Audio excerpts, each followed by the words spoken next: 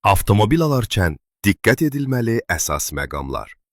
Məqsəd və büdcə. Avtomobili nə üçün alırsan? Şəxsi istifadə, ailə, iş üçün. Almaq və saxlamaq.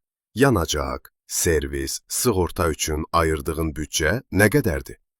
Avtomobilin texniki vəziyyəti.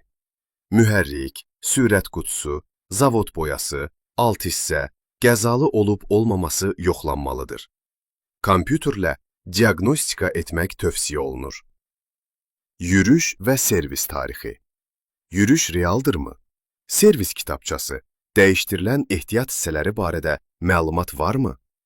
Avtomobilin sənədləri, texniki pasport, gömrük sənədi, borc və ya girov olub-olmaması yoxlanmalıdır. Alqı-satqı müqaviləsi düzgün tərtib olunmalıdır. Test sürüşü. Sükan, əyləc, süspensiya və elektronik sistemləri yoxlamaq üçün qısa test sürüşü et. Yanacaq növü və sərfiyyat. Benzin, dizel, hibrid və ya elektrik hansı sənin üçün daha sərfəlidir? Bazarda qiymət araşdırması. Həmin modelin ortalama bazar qiymətini yoxla ki, artıq ödəniş etməyəsən. Ekspert və ya usta ilə baxış. Tək başına yox, mütəxəssislə baxmaq daha təhlükəsizdir.